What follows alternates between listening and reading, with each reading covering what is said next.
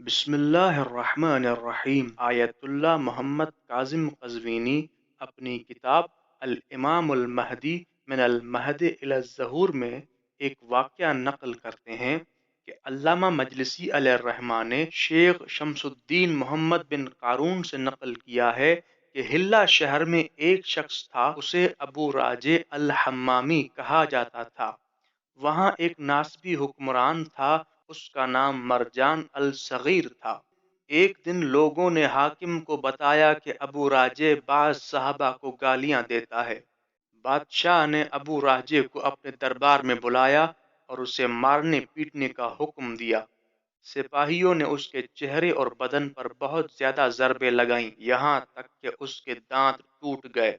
پھر انہوں نے اس کی زبان نکالی اور اس میں ایک بڑی سوئی داخل کر دی، ناک میں ڈال کر دھاگا باندھ دیا اور دھاگے کو رسی کے ساتھ کس کر باندھ دیا۔ وہ اس رسی سے پکڑ کر اس کو حلہ کی گلیوں میں لے جاتے اور مارتے پیٹتے، حتیٰ کہ وہ نڈھال ہو کر زمین پر گر پڑا۔ حاکم نے اسے مار دینے کا حکم دیا تو وہاں پر موجود لوگوں نے کہا، یہ ویسے بھی بوڑھا آدمی ہے اور تھوڑی دیر میں زخموں کے زیادہ ہونے کی وجہ سے مر جائے گا۔ تو انہوں نے اسے زمین پر چھوڑ دیا۔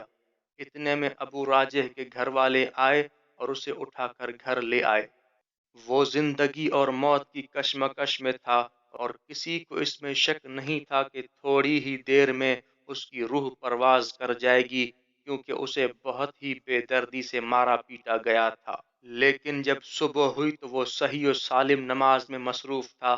اس کے گرے ہوئے دانت واپس آ گئے تھے، اس کے زخم بھر گئے تھے، اس کے بدن پر اس سزا کا کوئی نشان نہ تھا۔ لوگ حیران ہو گئے اور انہوں نے اس بات کا راز معلوم کرنا چاہا تو اس نے انہیں بتایا کہ میں نے امام مہدی علیہ السلام سے استغاثہ کیا اور خدا کی بارگاہ میں انہیں وسیلہ بنایا۔ جب امام مہدی علیہ السلام میرے گھر میں جلوہ افروز ہوئے تو میرا گھر نور سے منور ہو گیا۔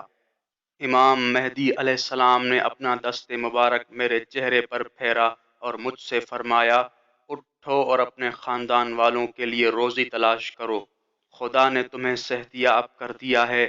بس میں اس حالت میں آ گیا کہ جس حالت میں تم دیکھ رہے ہو۔ محمد بن قارون نے اسے دیکھا، اس کی جوانی کی رونق پلٹ آئی تھی، اس کا چہرہ شاداب ہو گیا تھا، اس کا قد میانہ ہو گیا تھا۔ یہ خبر حلہ شہر میں پھیل گئی تو حاکم نے اسے اپنے دربار میں حاضر کرنے کا حکم دیا۔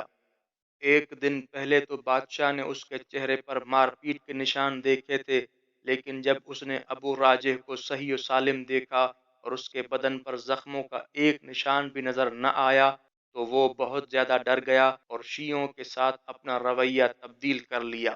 ابو راجع امام زمانہ علیہ السلام سے ملاقات کے بعد 20 سالہ نوجوان کے مانند ہو گیا تھا اور مرتے دم تک وہ اسی حالت میں رہا۔ یوٹیوب پر کچھ لوگ امام مہدی علیہ السلام کا غلط تصور کیے ہوئے ہیں، اس لیے یہ دور امام مہدی علیہ السلام کی غیبت کا دور ہے۔ اس لیے ہم شیعان محمد و آل محمد اور محبان محمد و آل محمد اور منتظرین مہدی علیہ السلام کی ذمہ داری ہے کہ یوٹیوب کے ذریعے امام مہدی علیہ السلام کی حقیقی شناخت کروائیں۔ اس لیے آپ تمام مومنین سے گزارش ہے کہ ہمارے چینل شیعہ لائبریری کو سبسکرائب کریں تاکہ لوگوں تک امام مہدی علیہ السلام کے بارے میں ائمہ معصومین علیہم السلام کی احادیث پہنچ جائیں۔